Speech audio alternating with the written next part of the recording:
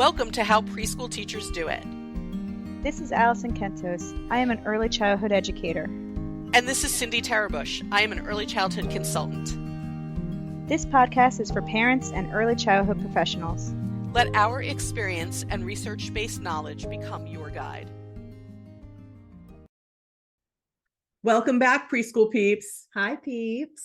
We particularly want to welcome people from certain areas of the world and country, country meaning the United States where we are, yes, but also around the world. So Alison has today's shout outs of where people are listening to us from. Go ahead. Shout out to the people of Australia, particularly those in Victoria. So hi to all of you. Australia is a place I've always wanted to go, by the way. Me too. Sometimes I want to move there. You know? Yeah. And also welcome to our friends in Texas, from Dallas particularly. So hi, Texans. I've been to Dallas. You've been to Dallas? I have not been to Texas You at should all. go to Dallas. It's a very interesting place. Yes. Interesting. Yes, it really is. It has some cool things to visit and see. To go there just to see things, because it's so different, I hear, like in a good way. Oh, in yeah. a really good way. It's Like, definitely a different culture than where Yeah. we are in the Yeah. Northeast. yeah. But, there are just cool things to see. Yeah. But on to today's topic. Maybe we should have figured out a better segue, but I don't have one. Well, if that didn't provoke your thinking, There you go. usually I don't get those. There you go. Very good. Yeah. Very good. We're going to be talking about provocations, which are different than instructions, which I think that some teachers tend to lean into instructions, but provocations can be super interesting, not only for the children, but for us to observe and figure out what draws the children in and what doesn't, and when they are drawn in, what are they interested in? Yeah. So we want to first, as we talk about this, define what provocations are and the root of the word so that we understand it fully. And then we're going to talk about some examples so that maybe you can do this in your programs with young children. I think provocations would work at any age, by the way. Yeah, so whether you work with infants all the way on up through the early childhood years, this would be good. And if you're on YouTube, I know some of you are watching on YouTube, you're going to see me looking to the side. It's because where my resources are. It takes more than one screen to run this. Yeah. So I'm going to go ahead and define a provocation. It comes from, I don't know Latin, but I'm going to try this. It comes from the Latin word provocare, which I probably terribly mispronounced. I'm sorry. Provocare? It could be provocare. Provocare, maybe. Yeah. Which means challenge. So a provocation, what it does is it challenges the child to think on another level, to think more deeply, to explore more deeply, and to express curiosity. So it's not telling children what to do, it's presenting them with a challenge, but it's presenting them with a challenge in a way in which I'm not giving specific instructions. Yeah. Like, here it is, do what you want with it kind of thing. Right, here it is. So I'm going to put things out, but if you're going to actually use provocations, the things that you put out have to be based on what you've observed about the interests of the children. So let's say you're with children outside where we are, leaves fall in autumn, right? So you see children outside collecting leaves. Children here love to collect leaves when they start to fall. So you see them collecting leaves. You realize, oh, the children are really interested in fall objects, right? So you collect some leaves yourself, maybe some pine cones, some sticks, some acorns, and you can bring them in like so many people do. And you might already be using provocations and not realizing it. Yeah. So many of us bring these things in. But instead of saying to children, hey, I've got the full items here, let's use them to do this or that, or draw, or look through magnifying glasses, or whatever it is, you just bring them in and put them out with no instruction.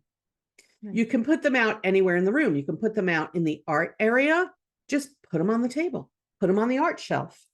I would even move them around. Like you're saying, bring in, if you're doing fall things, and put them in the science center first and see what happens. And then the next day, center and see what happens there, because it's going to be different. Right. Yeah, it's right. So you can see what is provoked Yeah. in different areas of the room. So this is an entirely, I want to be very clear, an entirely child-led activity. Yeah. You are just providing inspiration. Think of it as inspiration. Yes. Right? Yes. I also think of dramatic play. When I think about dramatic play, a lot of the times adults are deciding this is going to be I don't know why, a kitchen. This is going to be a flower shop. This is going to be a supermarket. What if instead we brought in just a whole bunch of different things? Like, we want to encourage children to in some way maybe explore the idea of shopping. So I'm going to bring in a whole bunch of things and just put them in dramatic play and see if they actually do that or not without any instruction. Right. And then I think it would lead you to be like, what kind of shop, if we're going to turn it into a shop, do we want to turn this into based on what did they use? Right? Because you're saying it could be a grocery store or whatever, but like there's other types of shopping you can do, like a floral shop or a pet store. You know what I mean? Like things like that. And it's like, see, what are they playing with when they're in there? Is it more the pet store kind of thing? And then turn it into that based on that. In a resource from Fairy Dust Teaching, there's a really great, them. right? Yes. That's what I'm looking at. There's a really great separation of the definitions of invite and provoke. So here's basically what it says, folks. And maybe I'll put this resource online so that it's there when you're listening or watching this episode. So when we invite children, we give them an idea about what to do or create. When we invite children, we cause something to happen. It's the adults causing something to happen. And we fill the children with the urge to do something because we have asked for it, instructed it, guided it pretty heavily, right? When we provoke, we arouse a response in the children or an action from the children. We're kind of inspiring it. We are calling forth through inspiration. We are stirring up ideas and we are stimulating children's actions, but we are not telling them what to do. Yeah. Because I think a lot of people land in the invitation part and maybe think that's a provocation. And I think that's easy to do because when you're a teacher, you're like, well, I got to get them to learn somehow, right? But they're learning. They're learning just by being there and using their curiosity in their way. Right. Is learning. Very often invitations, of course, come from adults. Provocations are based on children noticing something, wondering about it, and exploring it. So we want to give you a couple of examples of provocations. So I'm looking at a resource is why I'm looking over to the right. There are some really great examples, like a class read Princess and the Pea. Yeah. Right. And we want to encourage language and literacy. So we put out materials having to do with Princess and the Pea. So we put out beans and peas and that sort of thing. That kind of thing. Right. Yeah. And the children use it. And then we have conversations with them based on what they've decided to do with it. Right. Encourages language.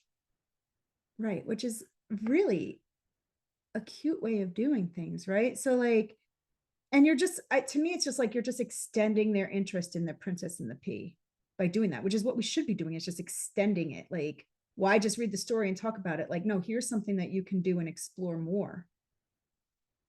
Right. You can also do things like put out pictures in your art area. Let's say children seem to be really interested in insects.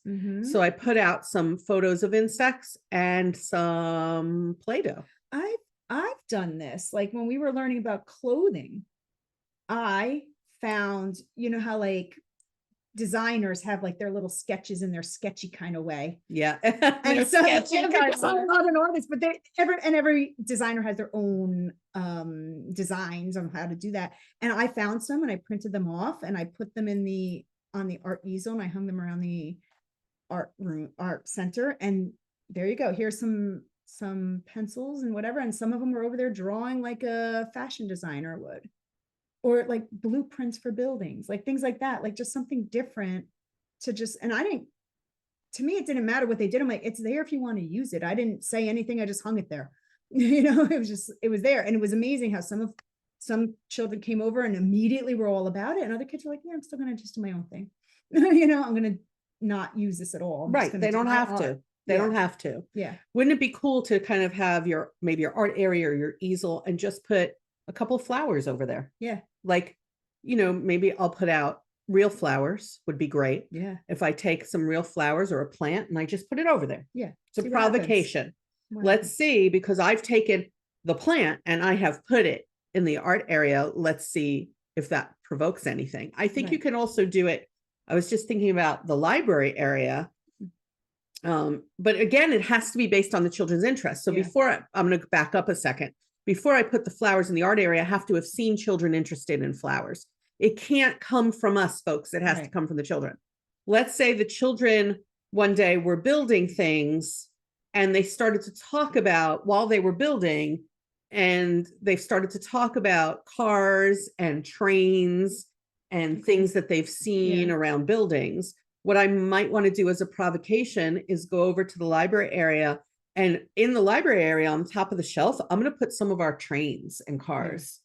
And there are going to be books there having to do with trains and cars. Yeah. But it's because the children were talking about trains and cars that I put the trains and cars over on the shelf in the library with some books about trains and cars. Yeah. And the children have the option to go over there then and learn more about cars and trains and be inspired to look at literacy. The point is, I want them to look at books, not I want them to become experts in cars and trains. Yeah. I just want them to look at books. And because I know that cars and trains interest this group of children, maybe I can draw them, provoke them to go to the library area because they see cars and trains over there. And then they learn that books can be used as a resource. Right. Which is my goal. Right. Not just to read, but be like, you can use books to learn something. Like you can use nonfiction books to learn. You can use it as a resource. And cars and trains can be found lots of places, not just over in this area of the room. Yeah. So I take my cars and trains, I put them in the library area with some books about cars and trains. Those children might go over there. They might not go over there. It's totally their choice. Yeah. But it came from something I heard them say or saw them do is the important thing. Maybe you hear children talking about going to a lake or the beach or something like that. So they're talking about that. So I take some of our sand and I put it somewhere in the room. Okay. Yeah. Like maybe the science area by a scale. Yeah. And leave it there. Leave it. It's so hard though, as a teacher, to not say anything, I think. It's hard. Now I've done that before, but I don't, this might be more of an invitation than a provocation. So I don't know, where I put a bucket of sand and a bucket of soil in the science area just to see what would happen, and some water, because we were talking once about, like, when we were doing plants, why we have to use soil for plants and why we can't use other things. Right. So like, why can't they just have rocks in there? I think was so I started putting all that stuff in the science center and left it there. I was just like, I think that is a provocation because you didn't say to the children, first of all, the idea came from the children. Yeah. And you didn't say to the children, you must come over here and check this out. I know as an adult that, like, if I add water to soil and add water to sand, that there are different reactions. I know that, but they didn't know that. But then they figured it out while they were over there. But also, if you're going to do these provocations, you then can't get mad as a teacher if somebody comes over there and is like, I'm going to mix these two things together. Know? So, and that's eventually what happened, in which case my aide was like, I'm like, just let him do it. So like, I think it's easy for teachers to be like, no, you got to keep it separate. It's like, no, let them do it. Let them mix them together because whatever they're thinking of might not be what you were thinking the lesson would turn into, but that's what it turned into, and just let them do it. And I don't need to know the reason why they did that. I think it's also a provocation. Let's say we're outdoors. And I want to support children's creativity and motor skills while we're outdoors. So I take some paper, lots of people have done this, take some paper, hang it up on the fence like a mural, Oh, yeah. and I bring out things like markers, paint, crayons, and I just put it there. Just leave it. Instead of saying to the children, everybody come participate in our Oh, yeah. mural. Yeah. But I'm doing that because the children have been interested in using different art materials. So now I am provoking them to use it outdoors. Right. Let's say I've observed the children exploring using markers and crayons and paint, and they seem to like going back and forth. So now I want to provoke them to do the same thing while they're in nature. So I just bring it out there. What do you think? Provocation? Yeah, All right. absolutely. I think so. All right. So I encourage you all to think about, what have you noticed the children are interested in? And what can you simply put somewhere to inspire deeper thinking and further action? And by the way, when thinking of the examples, the library one is one that I like the library. I really think can be very beneficial, especially for children who have interest in other places in the room during free play time and you don't see them going over to certain areas of the room. Think about, what area of the room would I like to see if this child is drawn to, without making them go there. Right. If you're working with younger children, like infants and mobile infants who can't really express to you in words what they're interested in, pay attention to what they're looking at, listening to, reaching for, because that'll tell you what to perhaps put around the space to encourage different or additional actions. Right. It's like you want to entice them to go somewhere different. Like, so if you have children who are always in the block area, That matters, by the way. It doesn't matter, but say you want them to be more enticed to go to the library or the art center, this might be a way to do it. It might be, and they might not take up on it, and that's okay. I think it's way better than saying, you need to go over here today, which is not something we should be doing according to the environmental rating scales. So maybe we can provoke that action.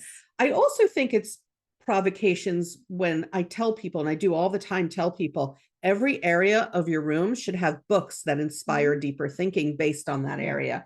I also think that that's a provocation, because I'm not making you look at the book. I'm simply putting it there as inspiration for deeper thinking based on what you're doing. Like books about different types of buildings by the block area, books about different types of play in the dramatic play area, right? Or like that, because I remember that happening, like, because I have books everywhere.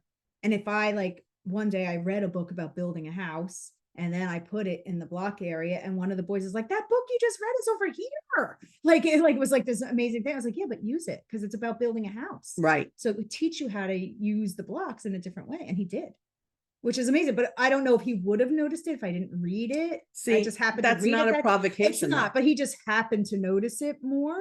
So I think, but if the book wasn't in the block area, he would have forgotten that book and been done. Yeah, probably. You know, so, and to me, I want them to read. Okay, folks. So remembering provocation is just, it's based on children's interests, not ours as adults. And it's just trying to encourage deeper thinking, more action, see what the children do. So we don't make a big deal out of it. We just put things around and we sit back and we wait and see what they do, which gives us interesting information about children's development, learning, and interests too. Okay, folks, look around your spaces.